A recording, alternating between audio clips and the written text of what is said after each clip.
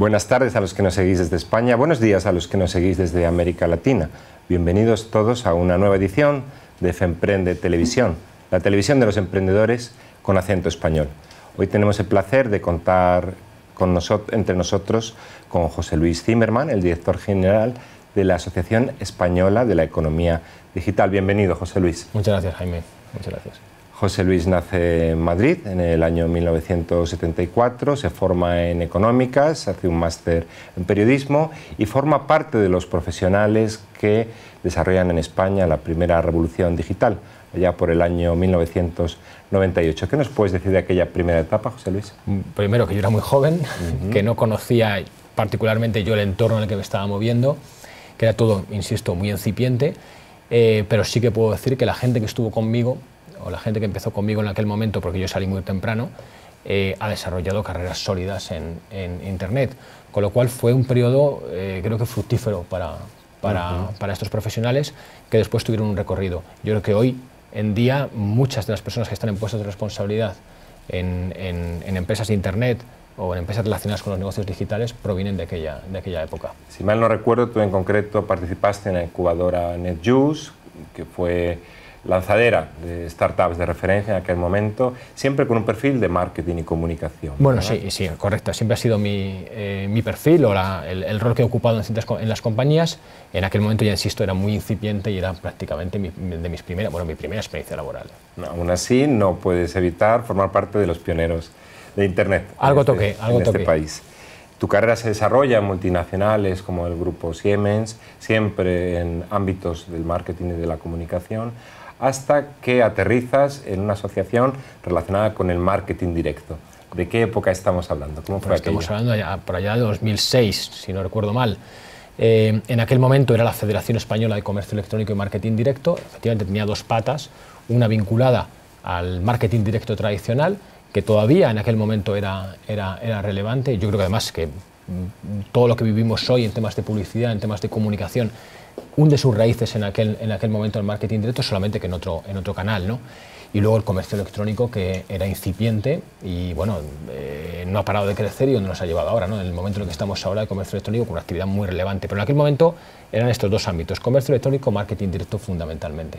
Primero llamada FECEM, luego llamada AECEM, ahora es A-Digital. A-Digital. ¿Por qué A-Digital? La asociación, como te decía, no dejó de crecer, ¿vale? Y el tipo de empresas que llegaba, el tipo de empresas que se incorporaba a la asociación, era una empresa que desconocía el medio. No solo una empresa de comercio electrónico, que también, o empresas proveedoras de servicios de comercio electrónico, sino otro tipo de empresas que lo que buscaban era entender mejor el entorno. Entonces vimos la necesidad de ampliar el scope de la asociación, es decir, no éramos solo comercio electrónico, no éramos una empresa también de una asociación para el anunciante clásico que quisiera conocer esto.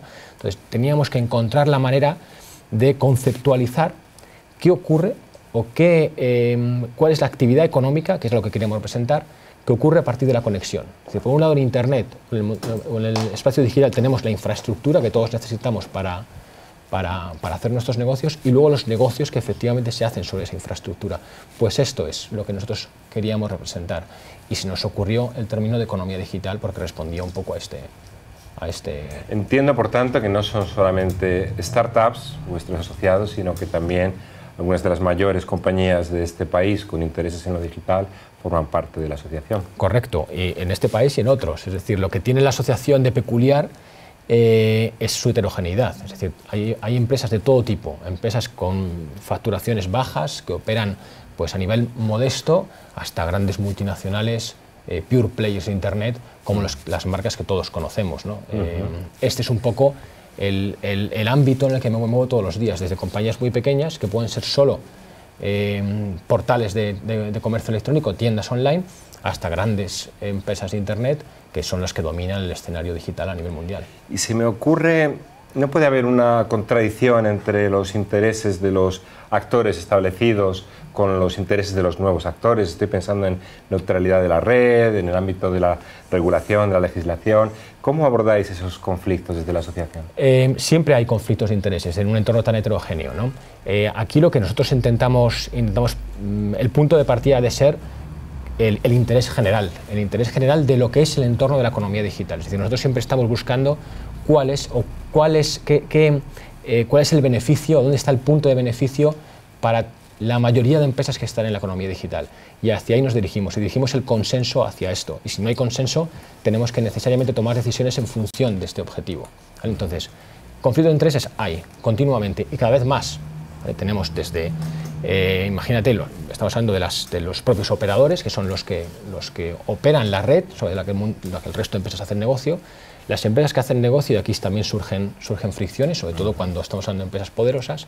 Y luego, por otro lado, startups o empresas más pequeñas, de reciente constitución, de base tecnológica, que necesitan un determinado espacio para crecer y que a lo mejor también entran en fricción con esto, sin hablar del ámbito de la economía colaborativa. Es decir, tenemos jugadores nuevos que entran en sectores que están regulados y algunos de estos jugadores de estos sectores regulados también están en la asociación, con lo cual es continuo. Hay que mantener un equilibrio, que esto es lo que yo creo que nosotros aportamos y es a lo que dedicamos el día a día, y en ese equilibrio tenemos que buscar siempre el interés general. O sea, no pensar también, por supuesto, no tiene una opinión predominante o un peso mayor una empresa de un determinado tamaño en la asociación respecto a otro. Esto nunca ocurre. Lo que sí que buscamos es que haya una transversalidad en todo lo que hacemos. ¿Podrías definir en 2 o 3 cuestiones básicas ese llamado interés general en el ámbito digital? Sí, a ver, lo que se trata es que cada vez, por ejemplo, lo que se trata es que las empresas en España, que España sea un espacio lo más adecuado posible para que surjan empresas capaces de competir a nivel internacional. ¿Vale? O sea, que tengamos cada vez más empresas de un determinado tamaño que generen valor y que seamos capaces de capturar ese valor. Para eso necesitamos empresas, insisto, de un tamaño mayor del que tenemos ahora mismo y que sean capaces de competir internacionalmente. Este es un poco digamos, el objetivo. O sea, si lo que hacemos en la asociación no es un obstáculo para esto, o trabajamos para que esto suceda, hemos conseguido lo que nos hemos planteado. ¿Vale? Cuando hablas de trabajar para que esto suceda, también estamos hablando de acciones típicas de lobby. Sí, correcto. Digamos que nosotros nos movemos en 3 ámbitos, fundamentalmente, luego hay más, pero en 3 ámbitos. Educación, o sea, formación, asesoría y lo que llamamos relación institucional. Es decir, esta última parte vamos a trabajar con el interlocutor, con el decisor político, con el regulador, para conseguir que España se cree un entorno para hacer negocios digitales lo mejor posible, lo más óptimo posible. Que las empresas quieran venir aquí y que las de aquí, insisto, tengan las mejores condiciones para poder crecer y para poder competir. ¿Te atreverías a indicar logros concretos que habéis conseguido en este sentido con este gobierno o anteriores? Nuestro trabajo, por ejemplo, siempre ha estado muy vinculado a protección de datos, privacidad, que son elementos clave ahora mismo. Y aquí la asociación, por ejemplo, llegó a cuestionar leyes en España de protección de datos, llevar este cuestionamiento a tribunales europeos y vencer la posición del gobierno español. O sea, por ejemplo, en protección de datos, o sea, artículos concretos que perjudicaban a la... Sí, así que en ocasiones no solamente incidís, sino que también combatís al gobierno español si es necesario. Totalmente, o sea, las decisiones... A ver, el gobierno también toma sus decisiones por otro tipo de planteamientos, por otro tipo de cuestiones. Si esto no se ajusta a lo que nosotros consideramos a la mayoría de las empresas que representamos o a lo que es los intereses de la economía general en su conjunto, pues desde luego lo combatimos. Un caso, por ejemplo, prototípico, un caso claro, es el famoso 32.2 de propiedad intelectual, ¿no? Todo lo que tiene que ver con la tasa a los agregadores, ¿no? Para nosotros esto es obvio. La tasa a Google. La tasa a Google. En términos populares. La tasa a Google.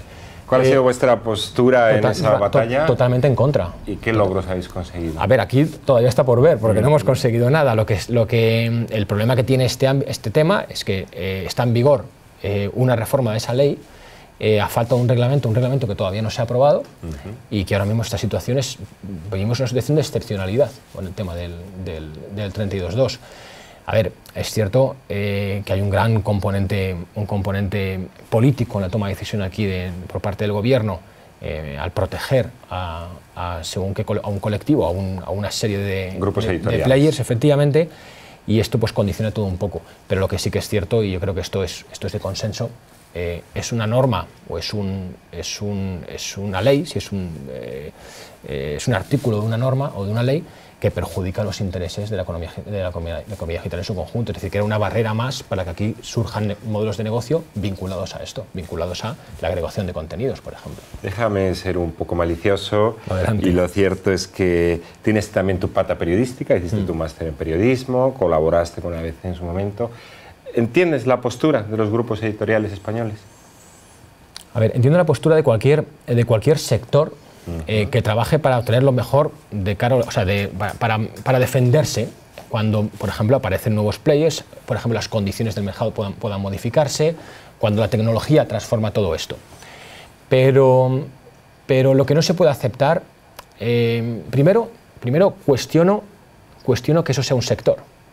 Es decir, en España AEDE no es la única asociación que representa los intereses de los medios, y la otra asociación, o al menos la que yo conozco, con la que he trabajado, tiene una posición radicalmente contraria, con lo cual no estamos hablando de que se esté defendiendo, entre comillas, un sector, porque dentro de ese sector hay un colectivo muy amplio, posiblemente más amplio que el de AEDE, que no desea que esto suceda. Para quien no conozca, ¿quién es este otro sector que no es AEDE? Aquí me vas a explicar, es la AEPP, que es la Asociación Española de Comunicaciones Periódicas. Nunca recuerdo el tema de las siglas, pero sí. Entonces, no sé, si yo comprendo a grupos como Vocento, Unidad Editorial, claro, comprendemos, o sea, en definitiva, cualquier empresa, cualquier compañía, cualquier colectivo que se vea en una situación de debilidad, porque ha habido un cambio tecnológico, porque han entrado otros players en el mercado, pues se intenta defender. A quien no entiendo, lógicamente, es al gobierno, que toma una decisión desde nuestro punto de vista, sin tener en cuenta las consecuencias, sin tener en cuenta si efectivamente es ese sector el que está indefenso, o sea, si es la mayoría de ese sector, y tercero, estamos justificando, además de una manera muy alegre, legalmente, que un sector financia a otro, por ejemplo. O sea, Internet hay que financiar un sector simplemente porque tiene problemas. Hay que analizar por qué tiene problemas ese sector. No todas las...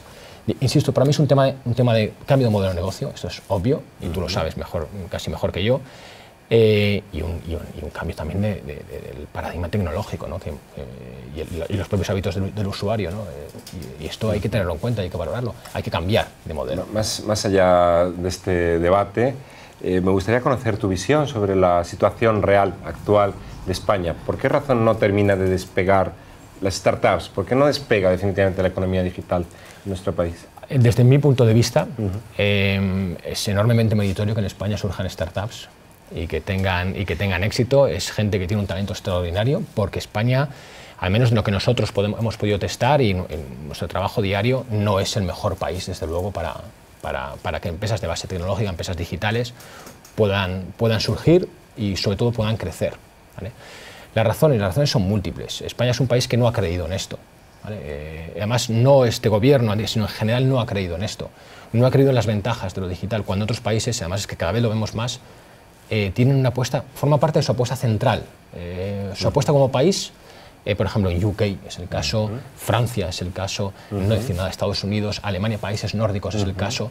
En España nunca ha formado parte del menú de político, nunca lo ha formado. Y ahora sí que nos encontramos en una situación donde parece que ciertos políticos utilizan esto como que sí que conviene levantar la bandera de esto, porque es donde en principio se ha producido la generación de empleo, donde el tan anhelado cambio productivo o cambio del modelo productivo tiene que ver, porque son empresas que utilizan la tecnología. Pero, por ejemplo, España es un país fragmentado en temas de leyes, es un país donde a nivel, insisto, de marco jurídico o de regulación, lejos de intentar ayudar o de crear las condiciones para que las empresas puedan competir, la regulación ha supuesto un freno, protección de datos, privacidad,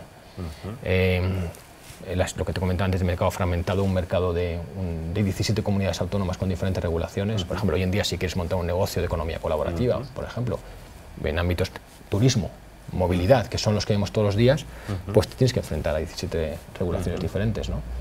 Estamos muy próximos a las próximas elecciones generales. Entiendo que dentro de tu trabajo está el contacto con las distintas opciones políticas. ¿Estás notando una especial sensibilidad por parte de alguna de las formaciones que concurren a las urnas en cuanto a estas cuestiones?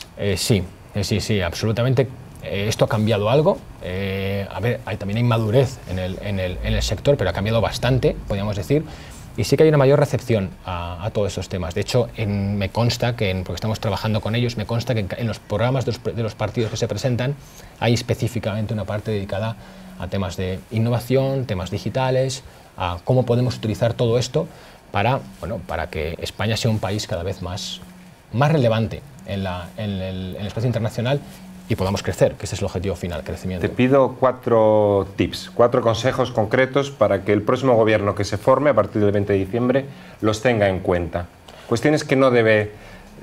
consejos casi de titular, pues 4 titulares. Nosotros hemos ido a cosas muy concretas, pues ya hemos transmitido esto. 1. Necesitamos un programa de inversión en startups, en empresas, sobre todo en fase semilla, en fase crecimiento, que tenga pues los mayores beneficios fiscales que se puedan plantear. Es decir, el que un particular arriesgue su dinero y lo ponga en una startup tiene que estar beneficiado fiscalmente. Queremos que el ahorro privado de la gente, de los que se puedan convertir en business angels, pero no solo en esto, sino de los particulares, se pueda transferir a la creación de empresas de base tecnológica. Eso es lo primero. Lo segundo, talento. Las empresas españolas necesitan herramientas para retener talento y captar talento fuera. Necesitamos instrumentos como las stock options, aunque suene mal, pero este es un elemento, una herramienta que tiene una disposición de casi todas las startups en otros mercados y no en España. Por tanto, fiscalidad, regulación... Talento, capital, acceso a capital. Tercero, educación. O sea, necesitamos un cambio radical en esto, además en todos los niveles, colegio, FP, universidad, universidad, en el que tenga mayor presencia lo que son las formaciones STEM, las formaciones relacionadas con todo lo que hoy demanda el mercado, y también a nivel de colegio una mayor relación con herramientas como código, herramientas como matemáticas y demás, y que tenga mayor presencia en esto. Y también pues, una especie de impulso a lo que es el emprendimiento. Y luego, la cuarta sería una regulación del siglo XXI para el siglo XXI. Esto es fundamental. Aquí hablamos de protección de datos. En general, de todo lo que tiene que ver con Internet. Internet o lo digital es un elemento de transformación, no es un sector, no puede ser tratado como un sector, hay que tocar diferentes ámbitos. Eso tiene que ver desde protección de datos, privacidad, derechos de consumidores, fiscalidad, todo lo que tiene que ver con esto necesita propiedad intelectual, por ejemplo, necesita que se vea desde una esfera transversal. O sea, propiedad intelectual no es solo algo que solo afecta a cultura. Afecta a muchos más ámbitos. De hecho, en España está en cultura este ámbito, pero en otros países no solo está en esto. Está bien en economía, bien en media, depende un poco de cuál sea el país, no solo está aquí. Necesitamos tener esa visión de que Internet es un fenómeno transversal y que necesitamos normas que vean esa transversalidad. ¿Vale? Entonces, una regulación más adaptada a lo que hoy tenemos. 32.2, este es un ejemplo. Si tocamos esto, estamos perjudicando a otros elementos en la cadena de valor que quizás pues, no se habían tenido en cuenta. Pues esto es lo que es necesario. Y para esto hay que lograr poner lo digital en el medio de lo que podríamos considerar una estrategia país. Aclarado vuestro posicionamiento, vamos a conocer mejor la asociación por dentro, sus tripas.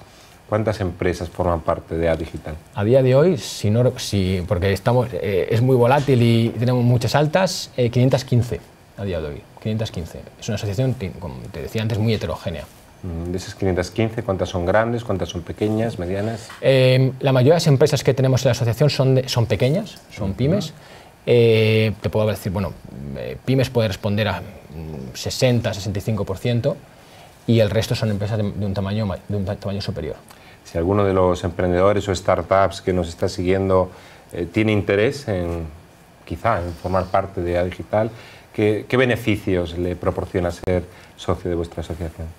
Como te decía antes, estamos centrados básicamente en 3 ámbitos, aunque luego tenemos más, pero 3 ámbitos que son formación, asesoría y el tema de relación institucional. Esos 3 son los principales, ¿no? Entonces, la formación, que le vamos a formar en aspectos de negocio, sobre todo de herramientas, pues no sé, puede ser medios de pago, posicionamiento, analytics, es decir, todo esto, branded content, todo lo que se puede necesitar para llevar a cabo o para mejorar cómo provee servicios. En temas legales, le asesoramos también en temas legales, temas de privacidad, protección de datos. Y luego, quizás, tenemos una serie de servicios que son, lo llamamos permanentes, por ejemplo, el sello de confianza online, internacionalización, tenemos varios programas de internacionalización para salir fuera. Que llamáis misiones digitales. Sí, muy vinculadas sobre todo a las pymes, ¿no? Porque de la mano del ICEX nos estamos yendo a Silicon Valley 1 o 2 veces al año, costa este de Estados Unidos, acabamos de volver de México, Colombia, vamos a iniciar un viaje a Israel también, es decir, tenemos mucho movimiento. Pero para centrar un poco el tiro, formación, asesoría, internacionalización, herramientas como confianza online. Estar en contacto con una asociación como Digital te permite pues tener alguien a quien llamar cuando tienes un problema, alguien a quien llamar cuando tienes una duda, y luego al margen de eso, pues aprovechar esos servicios que te decía de formación y demás. Por último, dentro de Digital creo que se está gestando un movimiento llamado Share in Spain en torno a la economía colaborativa, que yo al menos estoy siguiendo con especial interés. Háblanos un poco de Share in Spain. Share in España nació en diciembre pasado, en diciembre de 2014, y reúne ahora mismo a 31 a 32 compañías de la economía colaborativa. Es decir, todas las empresas que, como decíamos antes, todas estas empresas que están entrando a operar en sectores que estaban regulados. Lo digo porque este es un poco el punto de partida de la asociación. Tenemos que transmitir o evangelizar sobre los beneficios de estos nuevos modelos, tenemos que dar a conocer qué es lo que hacen, y luego tenemos un trabajo intenso a nivel institucional con los políticos, con los decisores, para mostrarles por qué estas iniciativas, estos modelos, pues asignan mejor eficientemente los recursos, tienen una mejor relación con el consumidor, dan más transparencia, más confianza, y en definitiva se habla de modelos más sostenibles, son modelos más sostenibles en cuanto a su actividad económica, ¿no?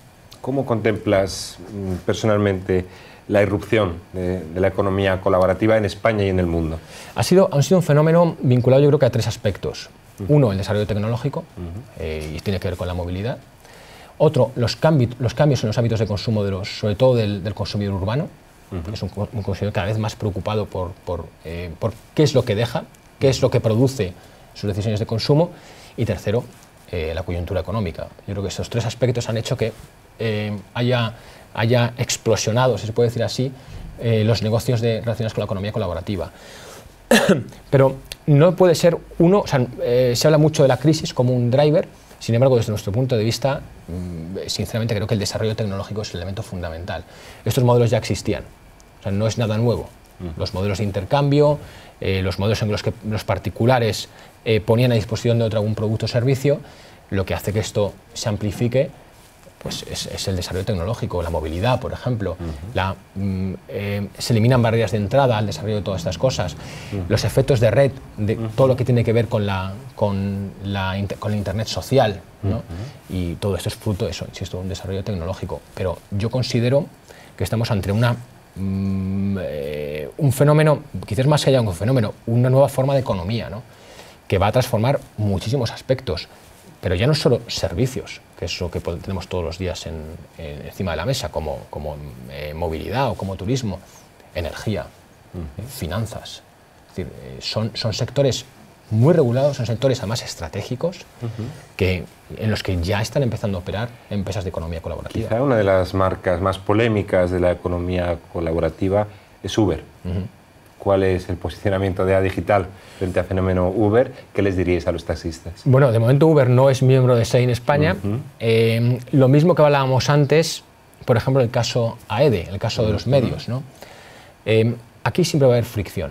Es decir, estamos hablando de nuevos agentes que entran a operar en un mercado. En ese mercado hay una regulación, normalmente, son sectores regulados.